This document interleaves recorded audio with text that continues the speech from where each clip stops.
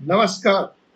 मैं हूं advocate doctor Ajay Kumar Pandey और इस वक्त आप देख रहे हैं 4C सुप्रीम लॉ पार्टनर्स का यह कानूनी चैनल। जी हाँ, एक बार पुनः मैं आपको लिए चलता हूं सुप्रीम कोर्ट और उससे भी बड़ी बात 1.25 लाख लोगों की जिंदगी से जुड़ा सीधा सवाल, व्यू नाउ केस।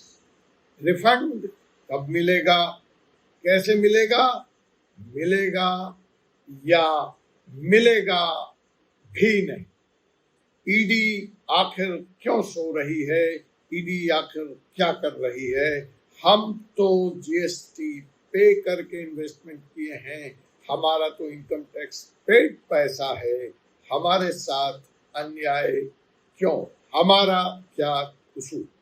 तो आइए जानने की कोशिश करते हैं कि व्यू नाउ के 1.25 लाख इन्वेस्टर्स के लिए ईडी का क्या संदेश है, ईडी का क्या पैगाम है, वो भी जानेंगे समझेंगे सुप्रीम कोर्ट के नजर से। तो साहब, मामला अर्जेंट है और अगर आप व्यू नाउ के एजेंट हैं तो मेरी वार्निंग है कि आप यह वीडियो मत देखिए।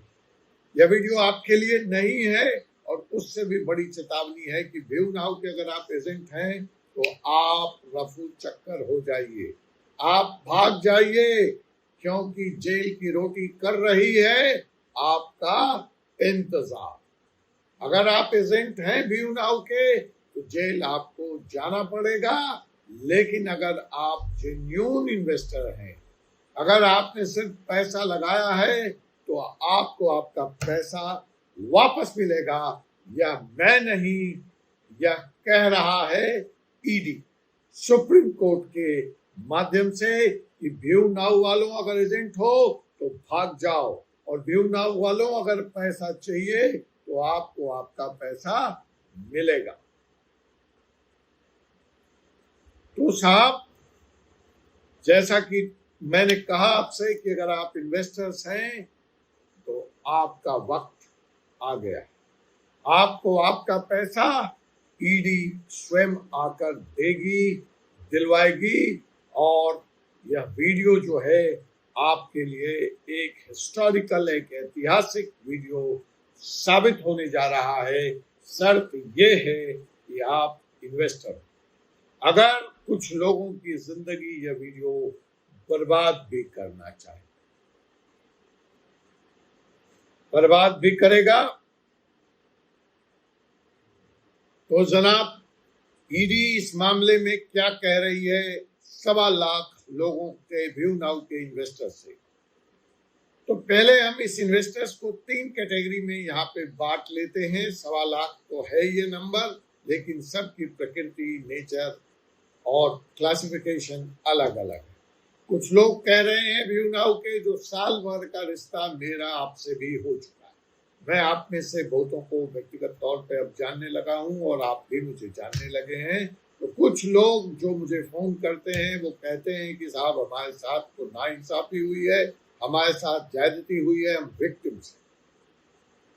कुछ लोग डर रहे हैं, वो अब भी कह रहे हैं सर हमारा क्या होगा। और कुछ लोग तो बिल्कुल चुप हैं, वो कुछ भी बोलना नहीं चाहते। लेकिन जो मेरा सवाल है इस वीडियो के माध्यम से आप सभी से, वह यह है कि आप मुझे बताइए कि आप जेन्युइन इन्वेस्टर हैं या आप एजेंट।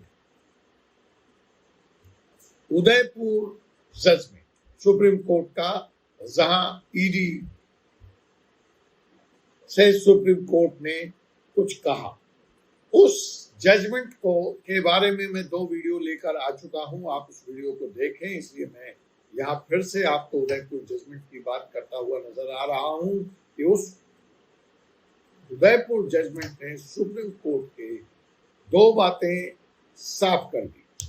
क्या कि रीइंस्टीट्यूशन पीएमएलए में, मनी लॉन्ड्रिंग एक्ट में जो रीइंस्टीट्यूशन है, जो आपका अधिकार है होम बायर्स का या इन्वेस्टर्स का, यहाँ पे इन्वेस्टर कह लीजिए, वो है, उसको कोई डिनाई नहीं कर रहा है, लेकिन वह एक शर्त पर है कि आप जेन्युइन इन्वेस्टर्स होने चाहिए। जैसा कि उदयपुर केस में 8 लोगों को ईडी ने और सुप्रीम कोर्ट ने पैसा देने से मना कर दिया क्योंकि वो जेन्युइन होम बायर नहीं थे। उसी तरह की कार्रवाई व्यू नाउ में भी होगी कि जो जेन्युइन इन्वेस्टर्स नहीं है उनको उनका पैसा नहीं मिलेगा और एजेंट्स को तो जाना पड़ेगा जी। तो साहब, व्यू नाउ यही बार बार उदयपुर स्टेटमेंट से, उदयपुर जजमेंट से कहने की कोशिश कर रही है, प्रयास कर रही है। आज भी एक सवाल आया कि सर हम एक्शन लेने को तो तैयार हैं लेकिन कंफ्यूज हैं, जाएं तो जाएं कहां।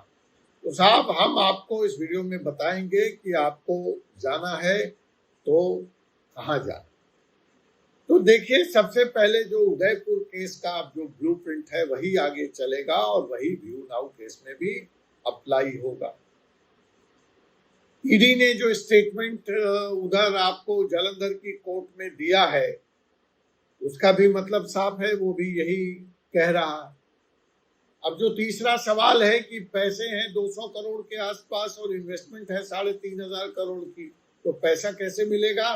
तो उदयपुर के तरीके से अब सभी अकाउंट की फॉरेंसिक इन्वेस्टिगेशन होगी और ऑडिट होगी। अब सवाल है कि अगर आप इस बात को समझ गए, मेरी बात को समझ गए, तो अब आपका अगला सवाल होगा कि जो हम जेन्युइन इन्वेस्टर्स हैं हम क्या करें, और जो एजेंट्स हैं वो यह भी जानना चाहेंगे कि सर अब हमारा क्या होगा। तो देखिए, मैं आपको बताऊं कि एजेंट्स का क्या होगा, इन्वेस्टर्स को क्या करना चाहिए, उसके पहले आप एक बात और समझिए। वो जो एक स्कूप था, एजेंट अपने को इन्वेस्टर्स में तब्दील करके दिखाता, वह उदयपुर जजमेंट के बाद पूरी तरह से खलास हो गया, फिनिश हो गया, उसका कोई स्कोप नहीं है।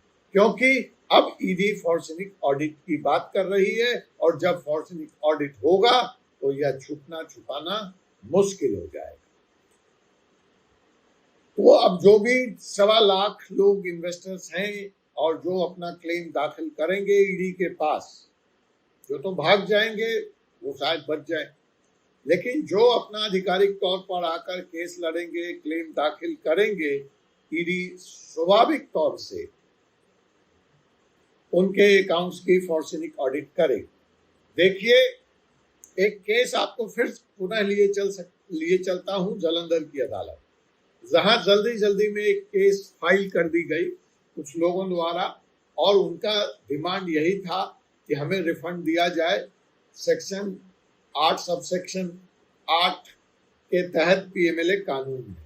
ठीक है, जैसा कि मैंने अपने प्रारंभिक वीडियो में कहा था कि रिफंड आपका राइट है और ये सेक्शन है, इसमें आप अपना मुकदमा फाइल कर सकते हैं। पिछला वीडियो आप देख सकते हैं। तो साहब, जल्दी जल्दी में वहाँ एक केस फाइल हुआ, 8-10 लोग हैं उसमें, दिल्ली वाले भी हैं, और ऐसे हालात में अभी वो केस एक डेड एंड पे पहुंचा हुआ है। डेड एंड पे ऐसे पहुंचा हुआ है कि ईडी ने यह तो बयान दे दिया कोर्ट में कि जी हमें कोई आपत्ति नहीं है अगर कोर्ट इनका पैसा वापस करता है, लेकिन we need to examine the genuinity of the claim। बोले पैसा इन्वेस्टर्स को वापस मिले, कानून कहता है, हम कहते हैं कोई आपत्ति नहीं, लेकिन ये इन्वेस्टमेंट है या है भी नहीं, इसकी जांच तो कर लेने दिया जाए। और जज साहब ने ईडी को टाइम दे दिया, अभी उस जांच की रिपोर्ट ईडी ने फाइल नहीं की। अब आ गया उदयपुर जजमेंट। अब उदयपुर जजमेंट के बाद ईडी का जल्दी में कोई बयान देना, जल्दी में कोई रिपोर्ट देना, मुझे तो नहीं लगता कि व्यू नाउ केस में संभव। अर्थात ED has to go through 1.25 lakh forensic audit of the account, so called investors account. इसका मतलब रिफंड में फर्दर देरी। लेकिन खुशी की बात यह है कि टेक्निकली तो आपकी जीत हुई, टेक्निकली तो यह बात जो मैं बार बार कह रहा हूं वो प्रमाणित हुई कि आपको आपका पैसा मिलेगा। अब लॉजिस्टिक्स में जो भी वक्त लग जाए, अब ये निर्णय सुप्रीम कोर्ट से आके ठप्पा लगेगा, हाई कोर्ट से लगेगा, या डिस्ट्रिक्ट कोर्ट ही आपको यह रिफंड दिला देगा, इस पर फिर कभी बात करेंगे अगले एपिसोड में। लेकिन फिलहाल यहाँ तो यही बात है कि अब ईडी की फॉरेंसिक इन्वेस्टिगेशन से व्यू नाउ में कोई भी नहीं बच पाएगा। अब रॉयल राजविलास, जो बार बार मैं उदयपुर के केस की बात कर रहा हूँ, वो क्या है, 365 प्रॉपर्टी यूनिट्स थी यहाँ, आपके क्लाउड पार्टिकल्स हैं, वहां मकान था, दुकान था, ईडी ने सब अटैच किया हुआ था और ये सारे लोग रिफंड के लिए गए और 2013 फैमिलीज की सबके अकाउंट्स की जांच हुई और सुप्रीम कोर्ट ने उस जांच की रिपोर्ट के आधार पर सुप्रीम कोर्ट ने डिसीजन दे दिया कि साहब ये पैसा इनको वापस मिलना चाहिए। अब यहाँ पर एक सवाल आ रहा है मेरे पास कि साहब ये फॉरेंसिक एविडेंस क्या है, ये फॉरेंसिक इन्वेस्टिगेशंस क्या होता है। तो इसमें देखिए किन बिंदुओं पे आपके फंड की जांच होगी। बिंदु नंबर 1, आपके फंड का सोर्स क्या है। तो बहुत सारे लोग अब क्लेम करने से इसलिए भाग जाएंगे क्योंकि उनका सोर्स ही डूबियस था, वो नहीं साबित कर पाएंगे कि उनका पैसा अनटेंटेड था, वो सही तरीके से इनकम टैक्स कमा कर दिया हुआ पैसा था। दूसरी बात जो आएगी कि आपकी बैंक स्टेटमेंट्स की भी जांच होगी और वह क्लीन होनी चाहिए। तीसरी बात जो और देखी जाएगी फॉरेंसिक इन्वेस्टिगेशन में, वो देखी जाएगी कि एक्यूज के साथ आपका कोई कनेक्शन तो नहीं था। और फिर जो पेमेंट्स आपने रेंट्स में आए हैं, वह पेमेंट्स की जो ट्रेल है वो कहीं संदिग्ध तो नहीं है, वह कोई सस्पिशियस तो नहीं है। और last but not the list कि आपका इंटेंट तो जेन्युइन था, आप थे तो इन्वेस्टर्स, आप कहीं ना कहीं इस मनी लॉन्ड्रिंग के अपराध में हिस्सेदार तो नहीं थे, आपकी कोई भूमिका तो नहीं थी। अगर यह सब कुछ है तो आपको आपकी प्रॉपर्टी रिटर्न कर दी जाएगी, यहाँ पे वहां पे कर दी गई उदयपुर में, आपको यहाँ पे आपका पैसा मिल जाएगा। क्लीन क्रेडेंशियल्स, इनोसेंट वायर, ये साबित हो गया, उनको मिल गया। हाँ, उन लोगों को पैसा नहीं मिला, सुप्रीम कोर्ट ने नहीं दिया, ईडी ने नहीं दिया, जिनकी प्रॉपर्टीज, ऐसे 8 लोग थे जो टेंटेड थे, जो एक्यूज थे या खुद उनके रिलेटिव्स थे प्रमोटर्स के, या जिन्होंने क्राइम के इस पैसे से, प्रोसीड्स ऑफ क्राइम्स का फायदा उठाया था। तो इस तरह से उदयपुर केस में 97% लोग इनोसेंट थे, 3% लोग गिल्टी थे।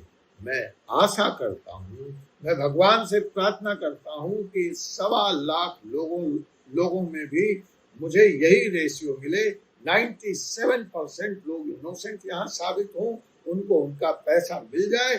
और 2, 4, 3% तो देखिए हर जगह कुछ ना कुछ तो होता है, तो उसको होने दीजिए, उसकी चिंता मत कीजिए। तो यह है फॉर्मूला आगे पैसे के डिस्ट्रीब्यूशन का, यह है ब्लूप्रिंट जिस पे ईडी काम करेगी। और व्यू नाउ में भी शर्तिया तौर पर यही होगा। किसी को अगर लगता है कि यह नहीं होगा तो वो मुझे चैलेंज कर दे, मैं उसको करा के बता देता हूँ, ठीक है। और जो अब मुद्दा है जिस पे आपको विचार करना है, जिस पे आपको सोचना है, वह यह है कि जो व्यू नाउ का केस है, इसमें 1.25 लाख इन्वेस्टर्स हैं, या मल्टीपल स्ट्रीट्स में फैला हुआ था इनका कारोबार, कई राज्यों में है, और प्रॉमिस ऑफ रिटर्न्स भी था यहाँ कितने की आपको ग्रांटेड रिटर्न हर महीने मिलेगी। स्कीम कोलैप्स हो गया साहब। ईडी की जांच जारी है, प्रॉपर्टी अटैच है, FIR रजिस्टर्ड। अब इन सब के मद्देनजर ऑन ओथ ईडी ने कोर्ट में कहा है कि उसको कोई ऑब्जेक्शन नहीं है अगर जेन्युइन इन्वेस्टर्स को पैसा लौटा दे।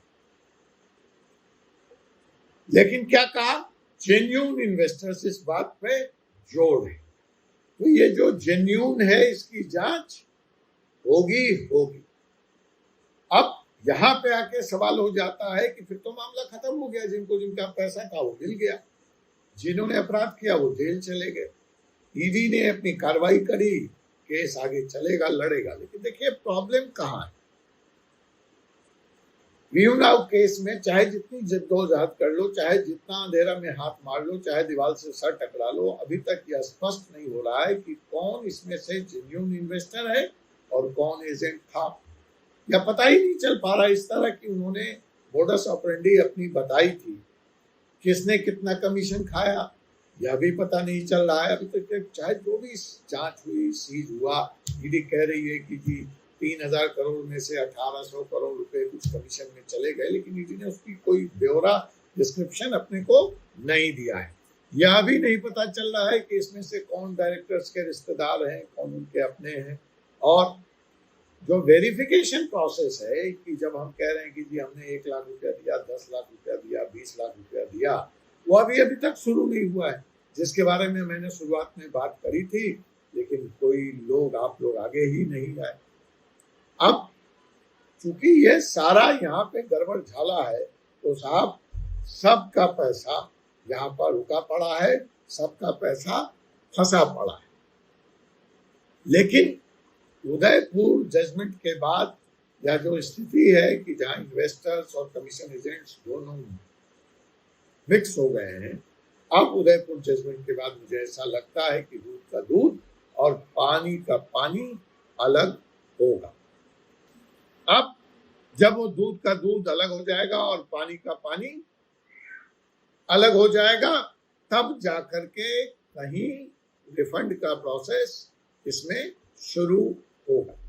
और उसके लिए आपको क्या कार्रवाई करनी पड़ेगी, क्या अपडेट्स रहेगा, इन सारे बातों पर हम पुनः एक वीडियो लेकर आएंगे। आपसे पुनः मुलाकात होगी इस ऐसे ही एक विषय के साथ या इसी विषय पर हमारे अगले एपिसोड।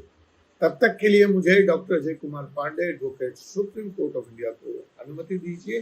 जय हिंद, जय भारत, जय श्री।